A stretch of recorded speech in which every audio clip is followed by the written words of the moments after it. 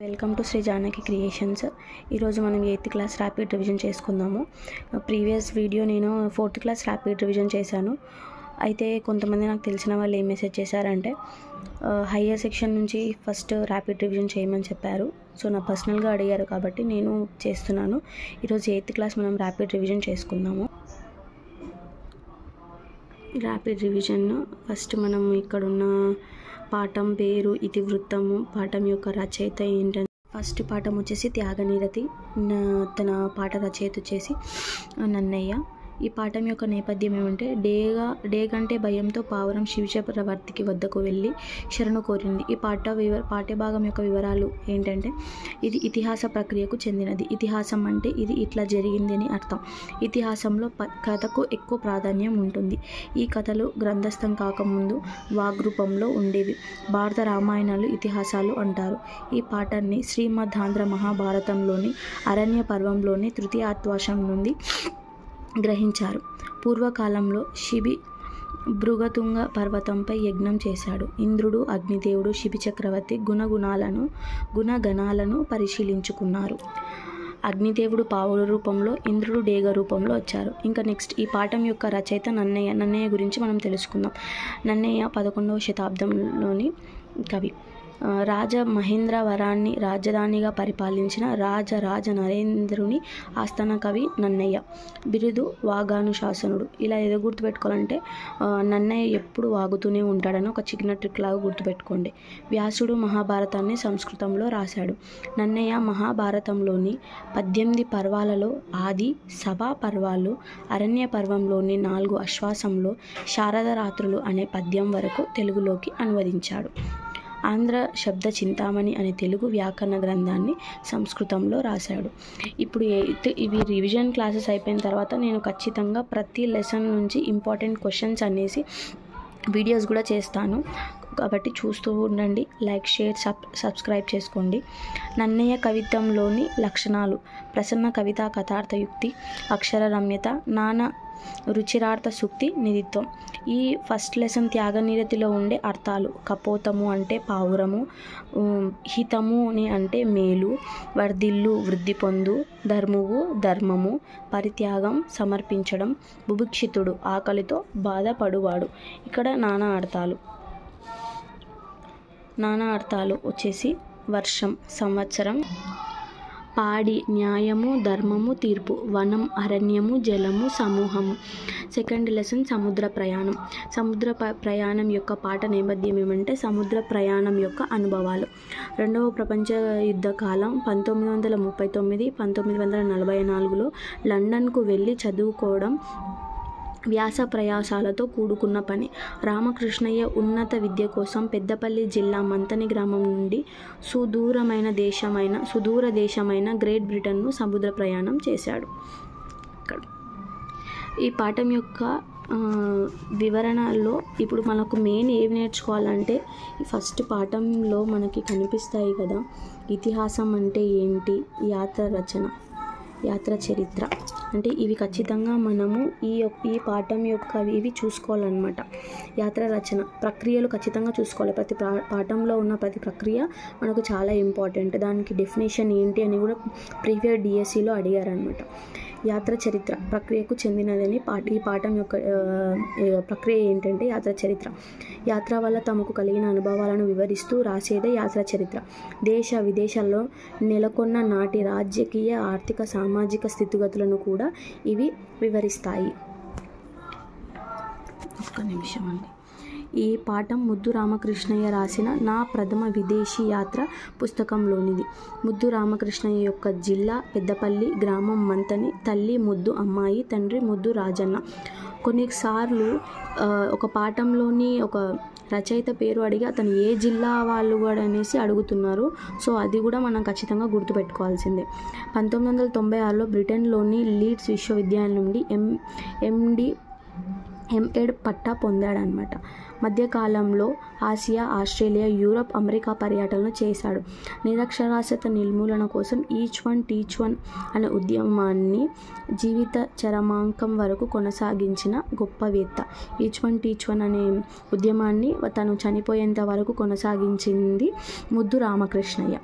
కథ సెప్టెంబర్ 8, 1940 ముంబైలో పడవ ఎక్కి గ్రేట్ బ్రిటన్ బయలుదేరినాడు. అంటే కథలో అతను ఎప్పుడు బయలుదేరినాడు, ఎక్కడికి బయలుదేరాడు అనేసి ఉంటుందన్నమాట లెసన్. మనము ర్యాపిడ్ రివిజన్ కాబట్టి ఇందులో ఉన్న మెయిన్ పాయింట్స్ మాత్రమే మనం ఇక్కడ చూసుకుంటాము. మీరు ఖచ్చితంగా ర్యాపిడ్ రివిజన్కి చాలా బాగా యూజ్ అవుతుందన్నమాట. చాలా నౌకలు ఎన్ని అంటే 50 నుంచి 60 అనమాట. నౌకలను ఏమంటే కాన్వాయి అని అంటారు. ప్రతి పడవ పైన లైఫ్ బోట్స్ ఉండేది. కేవలం 22 పౌండ్లతో ఇంగ్లాండ్ బయలుదేరినాడు. కాము, ప్రశాంతం, స్నేహితుడు సురేష్ బాబు. మీకు తెలుసా, జిబ్రల్టర్ రేవు యునైటెడ్ కింగ్డమ్లో ఉన్న ఒక ఓడరేవు.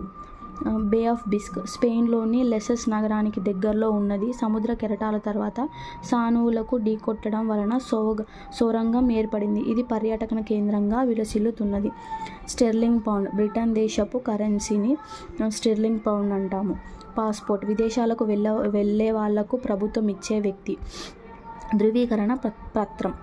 Great Britain England, Scotland, Wales దీవులు, ఉత్తర ఐర్లాండ్కు సముదాయం. నా తెలుగు కొంచెం మీకు తడబడుతూ ఉంటుంది, ఏమనుకోకండి. నేను ఇంగ్లీష్ మీడియము, సో కొంచెం తెలుగు చదవడంలో కొంచెం నాకు ఇబ్బంది ఉంటుంది, మీరు నవ్వుకోకండి. థర్డ్ లెసన్ బండారి బసవన్న, పల్కురి సోమనాథుడు. పాఠ్య రచయిత. పాఠ నేపథ్యం వచ్చేసి బసవన్న ఔదార బుద్ధి, భక్తితత్వం తెలియజేయడం. బిజ్జలుడి కొలువులో బండారి బసవన్న దండనాయకుడుగా ఉన్నాడు. ఇతడు గొప్ప శివభక్తుడు. మాడాలు అంటే బంగారు నాణ్యాలు. ఈ పాఠభాగం యొక్క వివరాలు. ఈ పాఠం ద్విపద. ఇది దేశీ కవిత ప్రక్రియ. ఇది 2 పాదాల చొప్పున మాత్రాగానాలతో సాగే రచన. మొత్తం కావ్యాన్ని ద్విపద ఛందస్సులో రాసేదాన్ని ద్విపద కావ్యం అంటారు. ఈ పాఠం పల్కురి సోమనాథుడు రాసిన బసవ పురాణం తృతీయ ఆశ్వాసంలోనిది. ఇక్కడ ఈ బిట్టు కూడా మనకు ప్రీవియస్లో రావడం జరిగింది, చూసుకోండి. పల్కురి సోమనాథుడు 12వ శతాబ్దానికి చెందిన కవి. జిల్లా జనకామ, గ్రామం పాలకుర్తి. దేశీ సంప్రదాయంలో రచనలు చేసిన మొట్టమొదటి కవి పల్కురి సోమన. ఇది కూడా మనకు previous bit, TET are DSC bit. తెలుగులో స్వతంత్ర కావ్యాన్ని రాసిన తొలి కవి. బసవేశ్వరి చరిత్రను పురాణంగా నిర్మించి ద్విపదకు కావ్యం గౌరవం కలిగించిన శైవ కవి. తెలుగులో మళ్ళీ ప్రవాళిక శైలిని వాడిన తొలి కవి అని ఎవరు అని కూడా అడిగారు కూడా ఇంతకుముందు. ఈయన ఆద్యుడు. సంస్కృత, తమిళ, కన్నడ, మరాఠీ భాష పదాలను యథేచ్ఛగా తన రచనల్లో ఉపయోగించిన బహుభాషా కోవిదుడు. సోమన కృతులు: బసవ పురాణము, అనుభవ సారము, వృషాదీప శతకము, చెన్నమ్మ సీసాలు, పండిత రాత్య చరిత్ర, బసవోద్ధారణము, చతుర్వేద సారము మొదలైనవి. సోమన సాహితీ ప్రక్రియలకు ఆద్యుడు. ఉదాహరణ: రగడ, పంచకం, గద్య, అష్టకం, ద్విపద, శతకం. అర్థాలు: క్షీరాబ్దిని, పాల సముద్రం, మృగపతి, సింహం, పుడమీషులు, రాజు. ప్రకృతి వికృతులు: ఆశ్చర్యం, అచ్చరువు, దిశ, దశ, భక్తి, బత్తి, భక్తుడు, బత్తుడు, పృథ్వీ, పుడమి. ఫోర్త్ లెసన్ అసామాన్యులు. పాఠం నేపథ్యం వచ్చేసి వివిధ వృత్తుల గురించి ఉంటుందన్నమాట. ఈ పాఠం వ్యాస ప్రక్రియకు చెందినది. లక్కతో తయారయ్యే గాజులకు హైదరాబాద్ ప్రసిద్ధి. వెండి నగిషి కళను పెలాగ్రి అంటారు. కరీంనగర్ ఈ కళకు పెట్టింది పేరు. ప్రకృతి వికృతులు: భక్తి, బత్తి, విద్య, విద్యే, గౌరవం, గారావం, ఆహారం, ఒగిరం, రాత్రి, రాతిరి, చెట్టు, తరువు, మహీరుహం, పాము, చరణము, అడుగు, అంగ్రి, శరీరం, దేహం, కాయం, తనువు. 1696 మార్చి 16న అక్కన్న మాదనలు మరణించారు. ఎప్పుడు మరణించారు అనేది కూడా చూసుకోండి. 1686 మార్చి 16న. శతక సుధ. పాఠ్యభాగం వివరాలు. ఈ పాఠం శతక ప్రక్రియకు చెందినది. ప్రకృతి వికృతులు: భక్తి, బత్తి, విద్య, విద్యే, గౌరవం, గారావం, రాత్రి, రాతిరి, ఆహారం, ఒగిరం. పర్యాయ పదాలు: చెట్టు, తరువు, మహీరిహం, పాము, చరణము, అడుగు, అంగ్రి, శరీరం, దేహం, కాయం, తనువు. ఇదంతా ఆల్రెడీ అయిపోయింది కదా, సారీ. శతక సుధ. ఈ పాఠం శతక ప్రక్రియకు చెందినది. శతకం అంటే 100 పద్యాలు కలది. కానీ 108 పద్యాలు ఉండడం శతకానికి పరిమితి.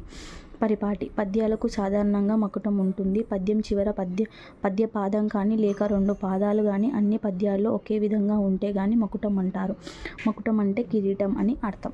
శతకంలోని ప్రతి పద్యం దేనికదే స్వతంత్ర భావాన్ని కలిగి ఉంటుంది.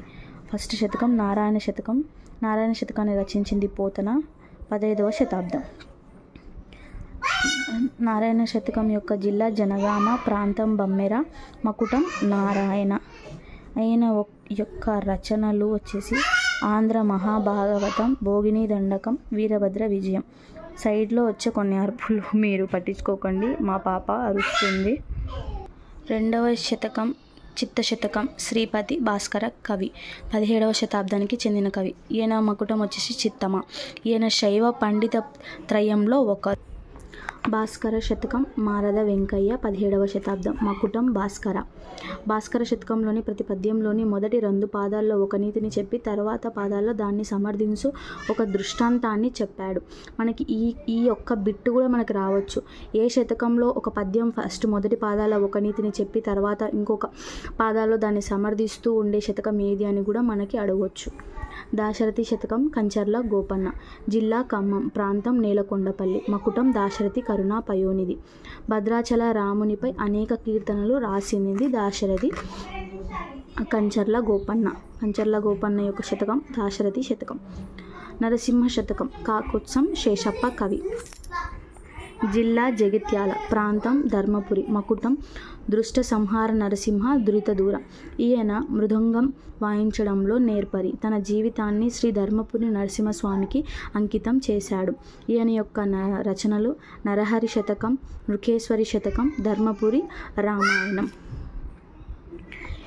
నెక్స్ట్ మీకు ఖచ్చితంగా ప్రతి సబ్జెక్ట్స్ నేను ర్యాపిడ్ రివిజన్ చేస్తాను. ప్లస్ ఈ తెలుగు మనకు గ్రామర్ సపరేట్గా ఉన్నాయన్నమాట. ఆ గ్రామర్ ప్రతి గ్రామర్ మనకు డిఎస్సిలో ఉన్న సిలబస్ యొక్క ప్రతి గ్రామర్ ప్రతి గ్రామర్ డీటెయిల్డ్గా నేను పార్ట్ 1 పార్ట్ 2గా వీడియోస్ చేస్తాను. అది కూడా ఈ 2-3 డేస్లోనే నేను అప్లోడ్ చేసేస్తాను. మనకు ర్యాపిడ్ రివిజన్కి మాత్రం చాలా బాగా యూజ్ అవుతుంది. ఆల్రెడీ మనం ప్రిపేర్ అయ్యాం కాబట్టి టెట్కి ఏ డిఎస్సి ఎలాగైనా వదలకుండా కొట్టాలనుకుంటున్నాం కాబట్టి అందరూ ఖచ్చితంగా మనము ఆల్రెడీ చదువుకున్నాం కదా. సో ఈ ర్యాపిడ్ రివిజన్ని వీడియోస్ 1 లేదా 2 టైమ్స్ 1 or 2 టైమ్స్ మనం కొంచెం ఫాస్ట్ ఫార్వర్డ్లో పెట్టుకొని చూసుకున్నా కూడా మనకు ర్యాపిడ్ రివిజన్ అనేది అయిపోతుంది. ఏ సబ్జెక్ట్ చేయాలో కూడా మనకు కమెంట్ చేయండి. ప్రతి సబ్జెక్ట్ నేను చేస్తాను. అన్ని సబ్జెక్ట్ ర్యాపిడ్ రివిజన్ ఖచ్చితంగా మనకు చాలా యూజ్ అవుతుంది. ఇతను విశ్వకర్మ శతకం యొక్క రచనలు వచ్చేసి దుష్ట ప్రపంచ వర్ణన, కలియుగ వర్ణశ్రమ ధర్మాలు, భజన కీర్తనలు. ఈయన ఆశు కవి. విశ్వకర్మ శతకం యొక్క రచయిత ఎవరంటే రామసింహ కవి. విశ్వకర్మ శతకం కవి వచ్చేసి రామసింహ కవి. ఈయన మకుటం విశ్వపాలన ధర్మ శ్రీ విశ్వకర్మ. శ్రీ వెంకటేశ్వర శతకం పురుషోత్తం ఆచార్యులు. ఇతని జిల్లా నల్గొండ, మండలం మునగాల, గ్రామం నరసింహాపురం. మకుటం వెంకటేశ్వర. ఈ శతకాలు వాటి యొక్క శతకాలు కవులు ఎలా గుర్తుపెట్టుకోవాలి, రచయితలు ఎలా గుర్తుపెట్టుకోవాలి అనేది నేను ట్రిక్స్ వీడియో కూడా మీకు రిలీజ్ చేస్తాను. ట్రిక్స్ వీడియో కూడా నేను అప్లోడ్ చేస్తాను. మీకు ఎలా గుర్తుపెట్టుకుంటే ఎక్కువగా గుర్తుండిపోతుంది, జస్ట్ మనం అక్కడ క్వశ్చన్ చూడగానే ఆన్సర్ పెట్టేసేటట్టు నేను ట్రిక్స్ వీడియోస్ కూడా చేస్తాను. ఈయన యొక్క రచనలు వచ్చేసి ఈయన యొక్క మకుటం వెంకటేశ్వర అని ఉంటుంది. శ్రీ వెంకటేశ్వర శతకం యొక్క రచయిత పురుషోత్తమ ఆచార్యులు.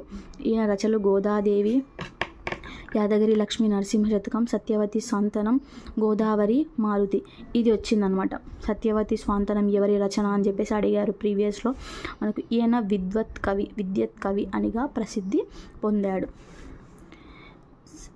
8వది శ్రీ బకవార ఆంజనేయ శతకం, వెంకట్రావు పంతులు. ఆంజనేయునికి పంతులు పూజ చేస్తారని ఒకటి గుర్తుపెట్టుకోండి. ఇలా కొన్ని ట్రిక్స్ చాలా మటుకు నేను రాసి పెట్టుకున్నాను అనమాట నా రివిజన్ బుక్లో. సో అవి కూడా మీకు చూపించి అప్లోడ్ చేస్తాను అనమాట. ఈయన ఒక మకుటం వచ్చేసి బకవార ఆంజనేయ, కలభంజన, సాధు జననామ రంజన. తాండూర్ దగ్గరలోని బకవార గ్రామంలో వెలసిన ఆంజనేయ స్వామిపై పద్యాలు రాశాడు. యక్షగానాలు, కీర్తనలు, గేయాలు రాశాడు. ఇందులోని అర్థాలు సహృదయత, మంచి మనసు, పరిమళం, సువాసన, మైత్రి, స్నేహం, ప్రకృతి వికృతులు, గుణం గుణం, అగ్ని అగ్గి, వైద్యుడు వెజ్జు ఇది, దోషం దోషం, వైద్యుడు ఒక నిమిషము, వైద్యుడు వెజ్జు, దోషం దోషం, సుఖం సుఖం, ధర్మం దమ్మం, పుణ్యం పుణ్యం. తెలుగు జానపద గేయాలు ఆచార్య బిరుదురాజు రామరాజు. ఈ పాఠం తెలుగువారి ఆచార సంప్రదాయాలను, తాత్వికతను, చరిత్రను తెలిపే తెలుగు జానపద గేయాల గొప్పతనం. ఈ పాఠం వ్యాస ప్రక్రియకు చెందినది. ఆచార్య బిరుదురాజు రామరాజు. జిల్లా వచ్చేసి వరంగల్ అర్బన్. చీమలు వస్తున్నాయి. ఈయన పరిశోధన గ్రంథం వచ్చేసి తెలుగు జానపద గేయ సాహిత్యం.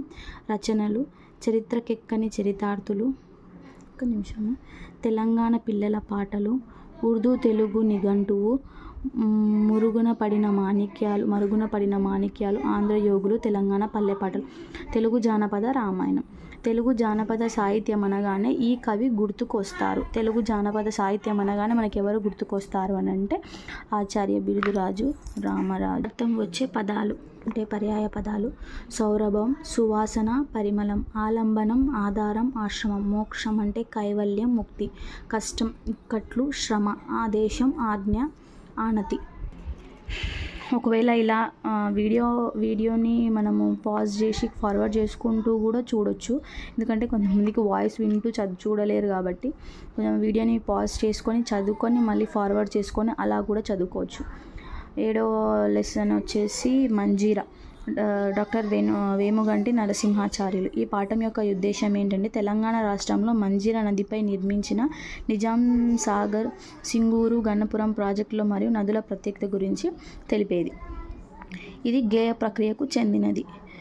గేయం పాట పాడుకోవడానికి వీలుగా ఉంటుంది. ఇది మాత్ర ఛందస్సులో ఉంటుంది. ఈ పాఠం డాక్టర్ వేముగంటి నరసింహాచార్యులు రాసిన మంజీరనాదాలు అనే గేయంలోనిది. నేను ఇంతకుముందే చెప్పాను కదా, ప్రక్రియలు మనకు చాలా చాలా ఇంపార్టెంట్.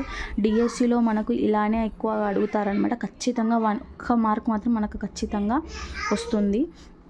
ఎలా అంటే ఖచ్చితంగా మనం నేర్చుకోవాలి. గేయం అంటే ఏంటిది, ద్విపద అంటే ఏంటిది, పాట అంటే ఏంటిది, శతకం అంటే ఏంటిది, వ్యాసం అంటే ఏంటిది, కావ్యం అంటే, ఇలా ప్రతి ఒక్క ప్రక్రియకు డెఫినేషన్ అనేది ఉంటుంది. అది మనం ఖచ్చితంగా కొన్ని 2 డెఫినేషన్స్ కొన్ని మనల్ని కన్ఫ్యూజ్ చేయడానికి కూడా ఉంటాయి. అవి కూడా మనం మెయిన్గా చూసుకొని వెళ్ళాలి. డాక్టర్ వేముగంటి నరసింహాచార్యులు యొక్క జిల్లా వచ్చేసి సిద్దిపేట. తల్లిదండ్రులు వచ్చేసి రామక్క రంగాచార్యులు. సాహితీ వికాస మండలి సంస్థను, మెదక్ జిల్లా రచయితల సంఘంను స్థాపించి సాహిత్య వికాసానికి కృషి చేశాడు. తిక్కన్న రామదాసు అనే పద్య కావ్యాలను, మంజీరనాదాలు అనే గేయ కావ్యాన్ని, వివేక విజయం అనే కావ్య ఖండికతో పాటు 40 పుస్తకాలు రాశాడు. ఈయన యొక్క బిరుదులు వచ్చేసి కవికోవిల, విద్రుత్ కవి, కావ్య కళానిధి, తెలుగు విశ్వవిద్యాలయం నుండి గౌరవ డాక్టరేట్తో సత్కరించాడు. ఈయన వచ్చేసి కవి కోకిల. ఈయన యొక్క బిరుదు కవి కోకిల. ఇది మనకు మెయిన్. కవి కోకిల ఎవరు, కవి కోకిల అనే బిరుదు ఎవరికి కలదు అని చెప్పేసి అడుగుతారు. ఇక్కడ అర్థాలు: రౌతు కర్షకుడు, చల్లదనం చలువ, నేల పుడమి, స్నేహం సోపతి కూర్మి, పంపి అంపి. ప్రకృతి వ్యక్తులు: ఎడద హృదయం, రాసులు రాశులు. మీరు సైడ్ నుంచి వచ్చే వాయిస్ మాత్రం ఏం పట్టించుకోకండి, మా పాప అరుస్తుంది. చిన్నప్పుడే, వట్టికోట అల్వారస్వామి. ఈ పాఠం యొక్క ఉద్దేశం: నిజాం రాష్ట్రంలో తెలుగు భాష సంస్కృతులు ఉపేక్షకు గురి కావడానికి నిరసిస్తూ నిజాం రాష్ట్రంలో ఆంధ్రోద్యమం విస్తరించింది. ఈ సందర్భంగా సభలు, పత్రికలు, రచనల ద్వారా ప్రజా చైతన్యాన్ని ఎట్లా సంపాదించాలో తెలుపుతుంది. ఈ పాఠ్యభాగం కథానిక ప్రక్రియకు చెందినది. ఇది జీవితపు ముఖ్య సన్నివేశాన్ని క్లుప్తంగా తెలియజేస్తుంది. సంఘటనల మధ్య సంబంధాన్ని కళాత్మకంగా చిత్రిస్తుంది. ఇటువంటి వచన ప్రక్రియనే కథానిక అంటారు. కథనం, సంభాషణం, శిల్పం ఇవే కథానికలోని ప్రధానాంశాలు. సంక్షిప్తత లక్షణమే కథానిక యొక్క ప్రత్యేకత. 1945 మిజాన్ పత్రికలో ప్రచురితమైన అల్వారు స్వామి కథానికనే ప్రస్తుత పాఠ్యాంశం. పొట్టికోట అల్వారు స్వామి. ఈయన యొక్క జిల్లా వచ్చేసి నల్గొండ, గ్రామం చెరువు మాధారం. నడిపిన పత్రికలు తెలంగాణ గుమాస్తా. లాస్ట్ ఇయర్ మనకు ఈ పత్రికల నుంచి ప్రతి సెషన్లో బిట్స్ వచ్చాయన్నమాట. తెలంగాణ పత్రిక ఎవరు, గుమాస్తా పత్రిక ఎవరు, మిజాన్ పత్రిక ఎవరు, ఇలా అన్నీ అన్నమాట. మనకు ఖచ్చితంగా బిట్స్ అయితే ఈ పత్రికల నుంచి ఒక బిట్ అయితే ఖచ్చితంగా వస్తుంది. ఈయన యొక్క కథల సంపుటి వచ్చేసి జైలు లోపల.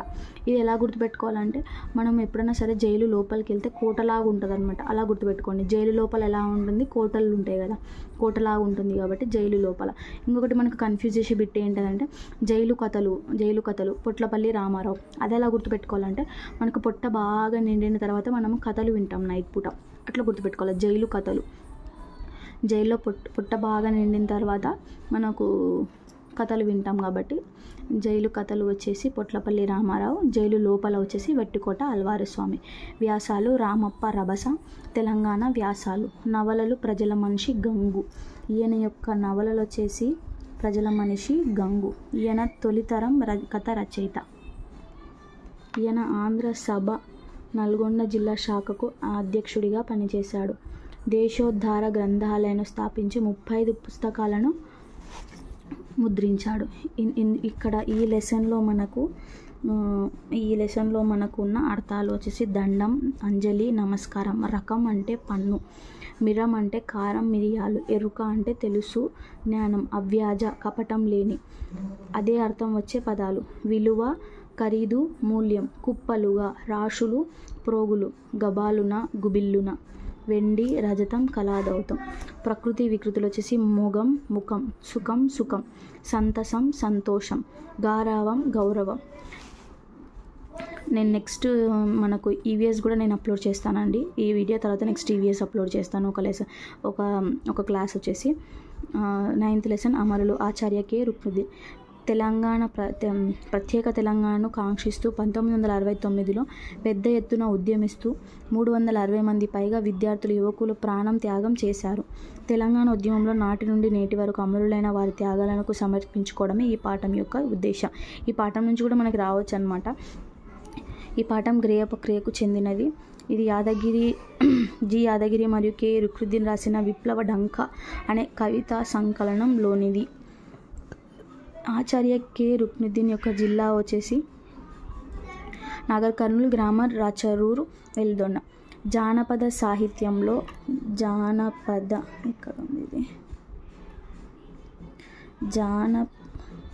జానపద సాహిత్యంలో అలంకార విధంపై పరిశోధన గ్రంథాన్ని రాసినది. ఇవన్నీ మనకు ప్రీవియస్గా వచ్చిన బిట్స్. నేను ప్రీవియస్ వచ్చిన బిట్స్ని ఖచ్చితంగా అక్కడ నొక్కి చెప్తున్నాను. జానపద సాహిత్యంలో అలంకార విధానంపై పరిశోధన చేసింది ఎవరు అని కూడా మనకు అడిగారు. ఆచార్య కె రుక్నుద్దీన్. ఉస్మానియా యూనివర్సిటీకి ఆచార్యుడిగా పనిచేశాడు. 1969 సంవత్సరంలో విప్లవ ఢంక 2013 వరకు కొనసాగింది. ఈయన యొక్క రచనలు ప్రయాణం, కిన్నెరమెట్లు, సూక్తి సుధ, షెలిమే, మోదుగపూలు, విశ్వదానం. నేను ఈ రచనలు కూడా ఏ కవి ఏ రచయితలు ఎలాంటి రచనలు చేస్తారో అవి కూడా నేను ట్రిక్స్, అతని పేరు గుర్తుకు రాగానే అతని యొక్క రచనలు అన్నీ ఎలా గుర్తుకు తెచ్చుకోవాలో అనేది కూడా ట్రిక్స్ వీడియోస్ కూడా నేను చేస్తాను. పర్యాయ పదాలు: సమూహం, గుంపు, బృందం. అసువులు, ప్రాణాలు, ఉసురులు. స్వేచ్ఛ, స్వాతంత్రం, స్వతంత్రం. సకులు, మిత్రులు, సోపతిగాళ్ళు. నానా అర్థాలు: వర్షం, సంవత్సరం, వాన. అమృతం, పాలు, నీళ్ళు. ప్రకృతి వికృతులు: భాగ్యం, ప్రతిజ్ఞ, ప్రతిన. శ్రీ, ఆకాశం, ఆకాశం. సింగరేణి. ఈ పాఠం వ్యాస ప్రక్రియకు చెందినది. సింగరేణి బొగ్గు గనులు, బొగ్గు ఉత్పత్తి గురించి సమాచారాన్ని తెలిపే వ్యాసం. పెద్దల మాట: శ్రమజీవే జగతికి మూలం, చెమటోడ్చడం జరగదు కాలం. నేల బొగ్గును నల్ల బంగారం అని అంటారు. ఈ బొగ్గు నుండి తయారు అయ్యే పదార్థాలు డాంబరు, ప్లాస్టిక్, మనం రోజు తలకు పూసుకునే సువాసన నూనెలు, బట్టలు, అద్దాలకు వేసుకునే రంగులు, ఇప్పుడు మనం పంట పొలాలకు వేస్తున్న రసాయన ఎరువులు. మొత్తం దక్షిణ భారతదేశంలో బొగ్గు ఉత్పత్తి చేసే ఏకైక కంపెనీగా తెలంగాణలో సింగరేణికి విశిష్టత ఉన్నది. ఇప్పుడు నేను ఇక్కడ ప్రతి పాయింట్కి నేను ఇలా పెన్సిల్ చేయి పెట్టి చూపిద్దాం అనుకున్నా. కాకపోతే ఏంటంటే నేను కూడా ప్రీవియస్ కొన్ని వీడియోస్ చూశానన్నమాట యూట్యూబ్ ఛానల్స్లో. మనం పాజ్ చేసుకొని వినాలన్నా కూడా వాళ్ళ చెయ్యి అడ్డం వచ్చేసి మనకి చూడడానికి వీలు ఉండదు. సో అందుకనేసి నేను మెయిన్ పాయింట్ దగ్గరనే పెన్సిల్ యూజ్ చేస్తున్నాను, లేదంటే నార్మల్గానే చూపిస్తున్నాను. ఇక్కడ దొరుకుతున్న బొగ్గు జాతి సంపదై ప్రపంచ ఖ్యాతిని పొందిందని చెప్పవచ్చు. 1841 సంవత్సరంలో ఖమ్మం జిల్లాలోని ఇల్లెందు గ్రామానికి చెందిన గ్రామస్తులు కొందరు భూమిని తవ్వుతుండగా ఈ బొగ్గు బయటపడింది. బొగ్గు ఎప్పుడు బయటపడింది మనకి జీకే క్వశ్చన్స్లో కూడా రావచ్చు, చెప్పలేము, గుర్తుపెట్టుకోవాల్సిందే. 1917 డాక్టర్ కింగ్ అనే మరో భూగర్భ ఖనిజ పరిశోధకుడు ఇల్లెందు గ్రామ పరిసరాల్లో శ్రేష్టమైన బొగ్గు ఉన్నట్టు గుర్తించారు. ఎవరు అనంటే doctor king. 1986 Hyderabad Deccan company private limited సంస్థ వారు ఇల్లెందులకు మొదటి భూగర్భాన్ని ప్రారంభించారు. పై బొగ్గును క్వీన్ సీమ్ అంటారు. క్రింది బొగ్గును కింగ్ సీమ్ అంటారు. ఇక్కడ ఉత్పత్తి చేస్తున్న బొగ్గును రవాణా చేయడానికి డోర్నకల్ నుండి కాజీపేటకు బ్రాంచి రైల్వే లైన్లకు వేయడానికి సింగరేణి క్యాలరీస్ అని పేరు పెట్టారు. 1921 Hyderabad Deccan private limited Singareni calories company లిమిటెడ్గా పేరు మార్చుకున్నది. ఎప్పుడు పేరు మార్చుకున్నది? మనకు ఎక్కువ బిట్స్, మనకి గ్రామర్ ఎక్కువ పార్ట్ వస్తుంది అనమాట. సో గ్రామర్ని కూడా నేను ఖచ్చితంగా వీడియో చేసేస్తాను. 1928 సంవత్సరంలో ఆదిలాబాద్ జిల్లాలోని తాండూర్ ప్రాంతంలో మెర్ఘాన్స్ రెండవ ఇంక్లైన్ శాంతి కళ్యాణి గనులకు ప్రారంభించారు. గోదావరి పరివాహక ప్రాంతంలో కరీంనగర్, వరంగల్ నేలబొగ్గు నిక్షేపాలు నిస్తారంగా ఉన్నాయి. ఇక్కడ కార్మికులు బొగ్గు గనులను బొగ్గుబాయిగా పిలుచుకుంటారు. బొగ్గు బావుల్లో కార్మికులు 3 బదిలీలుగా పనిచేస్తారు. అంటే షిఫ్ట్స్ 7 AM, 3 PM, 11 PM. గనిల్లోని పోయే ముందు కార్మికులు మాస్టర్ వేసుకుంటారు. మాస్టర్ అంటే హాజర్ అన్నమాట. మాస్టర్ అంటే హాజర్ అన్నమాట. ఓర్మెన్ కార్మికులందరి ఎవరు ఏమేమి పనులు చేయారో అప్పగిస్తాడు. సర్దార్ అన్ని ప్రదేశాన్ని పరిశీలించి టింబర్ మెన్లకు చేయవలసిన పనులను వివరిస్తారు.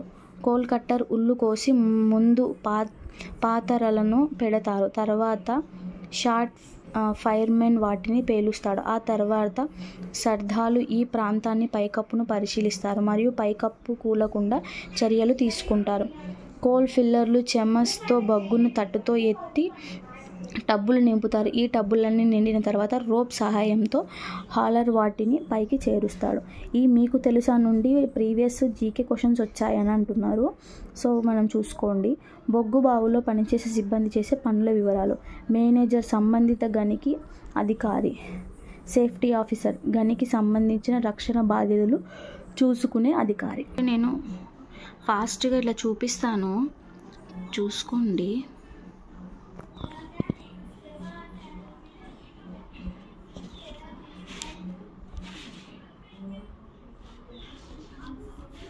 నెక్స్ట్ ఇక్కడ పర్యాయ పదాలు ఉన్నాయి, ఇవి మనం చెప్పుకుందాం. పర్యాయ పదాలు వచ్చేసి తనువు, శరీరం, మేను, దేహం. భూమి అంటే పుడమి, ధరణి, వసుధ. రేయి, రాత్రి, నిషిది, యామిని. సువాసన అంటే సౌరవం, సుగంధం, పరిమళం. ప్రకృతి, వికృతి. అచ్చరువు, ఆశ్చర్యం. ఖని, గని. జంత్రము, యంత్రము. ప్రాణం, పానం. 11వ పాఠం కాపుబిడ్డ గంగుల షాయిరెడ్డి. ఈ పాఠం యొక్క ఉద్దేశం అంటే రైతుల గురించి ఉంది. ఈ పాఠం కావ్య ప్రక్రియకు చెందినది. వర్ణనతో కూడిన కావ్యం. ప్రస్తుత పాఠ్యాంశం వర్ణనతో కూడిన ప్రస్తుత పాఠ్యాంశం గంగుల సాయిరెడ్డి రచించిన కాపుబిడ్డ కావ్యంలోని కర్షక ప్రశంస అనే భాగంలోనిది. రైతు జీవన విధానం, జీవన కారుణ్యం, త్యాగబుద్ధి, విరామం, ఎరుగని శ్రమ ఇందులో వర్ణించబడ్డాయి. గంగుల షాయిరెడ్డి వచ్చేసి ఈ కాలానికి చెందినవాడు. జిల్లా వచ్చేసి జనగామ, గ్రామం జిడికల్లు. కావ్యం కాపుబిడ్డ. ముద్రిత రచనలు తెలుగు పలుకులు, మద్యపాన నిరోధము, వర్ణయోగము. అముద్రిత రచనలు వచ్చేసి గణిత రహస్యము, ఆరోగ్య రహస్యము. ఇతనికి ఆదర్శమైన కవి పోతన. గంగుల షాయిరెడ్డికి ఆదర్శమైన కవి ఎవరు అనంటే పోతన. ప్రకృతి వికృతులు వచ్చేసి రాత్రి, రాతిరి, బ్రహ్మ బొమ్మ, పశువు పశువు, గరువము గర్వము, చంద్రుడు చంద్రుడు, చిచ్చు శూచి. 12వ పాఠం మాట్లాడే నాగలి. మలయాళం మూలం పొనకున్నం వర్కే. అనువాదం ఎన్ వేణుగోపాల్. పెంపుడు జంతువుల గురించి ఈ పాఠం యొక్క ఉద్దేశం. పాఠ్యభాగం యొక్క వివరాలు వచ్చేసి ఈ భాషలో ఉన్న విషయాన్ని వేరొక భాషలోకి మార్చి రాసినట్లయితే దాన్ని అనువాదం అంటారు. తెలుగులో సాహిత్యంలోని దీన్ని అనువాద ప్రక్రియగా పేర్కొనడం జరిగినది. సాహిత్య అకాడమీ వారు ముద్రించిన భారతీయ సాహిత్యం సమకాలీన కథానికలు అనే గ్రంథంలోని మలయాళ భాషలోని అనువాద కథ ప్రస్తుత పాఠ్యాంశం. మలయాళ భాషలో పొనకున్నం వర్కే రాసిన కథను తెలుగులోకి ఎన్ గోపాలరావు అనువాదం చేశాడు. పొనకున్నం వర్కే బాల్యం. ఇతడు మలయాళ ఆద్యుడు, రచయితలో ప్రముఖుడు. మలయాళ అభ్యుదయ రచయితలలో ప్రముఖుడు. ఉపాధ్యాయుడిగా జీవితం ప్రారంభం. కథానికల సంకలనం వచ్చేది తిరుమలకచ్చ. కొంచెం తెలుగు ఇబ్బంది పడుతున్నా నేను. 24 కథానిక సంపుటులు, 2 కవితా సంపుటాలు, 16 నాటకాలు, 1 వ్యాస సంకలనం. ఆత్మకథ మొదలైనవి ఇతని కలం నుండి వెలువడ్డాయి. కథ ఎద్దు పేరు కన్నన్, మనిషి ఓసెఫ్, టీవీ కళ. అర్థాలు: వృషభం ఎద్దు, అరిష్టం కీడు, అసహనం ఓర్పు లేకపోవడం, టీవీ దర్జాగా, పసికుడు తుంది కనిపెడుతుంది, పసి కడుతుంది అంటే కనిపెడుతుంది. సమానార్థం వచ్చే పదాలు: హృదయం ఎడద, ఆకలి క్షుధాబ్ధ, బుభుక్ష క్షుధాబ్ధ, సంబరం ఆనందం సంతోషం. నానా అర్థాలు: దిక్కు దిశ శరభం, ఉత్తరం ఒక దిశ లేక. ప్రకృతి వికృతులు: మేఘం మొగులు, సంతోషం సంతసం, ముఖము మొగము, హృదయం ఎడద, దీపం దివ్వె, అద్భుతం అబ్బరం, పశువు పసరం, ప్రేమ ప్రేముడి, రాత్రి రాత్రి, ఆశ్చర్యం అశ్చరువు, సహాయం సాయం. 8th క్లాస్ తెలుగు జాతీయాలు. ఇంపార్టెంట్ జాతీయాలు అన్నమాట. బండమీని రాత శాశ్వతం, వండిన కుండ సిద్ధంగా ఉన్నది, కప్పను తిన్న పాపం, అచేతనం మబ్బు, కుక్క బుద్ధి స్థిరంగా ఉండకపోవడం, కుక్క బతుకు ఎవరికి పట్టనిది, గోడకు చెప్పినట్లు వినిపించుకోకపోవడం, దున్నపోతుమిన వాన స్పందించకపోవడం, బురదల పాతిన గుంజ నమ్మదగనిది. ఇది అడిగాడు అనమాట ప్రీవియస్. బురదలో పాతిన గుంజ నమ్మదగనిది. నెక్స్ట్ సామెతలు. 8th క్లాస్లో ఉన్న ఇంపార్టెంట్ సామెతలు. పందికొక్కు తన కిందికే దోసుకుంటుంది, పండిన చెట్టు మీదకే బండలు పడేది, నాయకుడు లేక నాటకం ఆడినట్లు, నడిచే ఎద్దుని పొడిచినట్లు, తెగిన బొక్కెన నూతిలాడక, తిట్లకు నీవే తిండికి నేను, తిట్లకు నీవు తిండికి నేను, గొర్రెలు దినేటోడు పోతే బర్రెలు తినేటోడొచ్చే, సంకల పిల్లను పెట్టుకుని అంగడంతా వెతికినట్లు, ఉండనిస్తే పండ మంచం అడిగినట్లు, మాటలు నేర్చుకున్న కుక్క ఉస్కో అంటే డిస్కో అన్నదన్నమాట. ఇది అందరికీ గుర్తుంటుంది కదా, సమంత చెప్పింది ఒక సినిమాలో.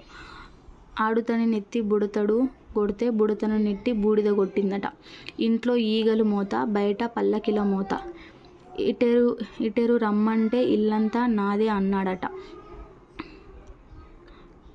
మింగ మెతుకు లేదు కానీ మీసాలకు సంపెంగ నూనె, దుష్టు వాళ్లకు పోచమ్మ భయపడతాడట,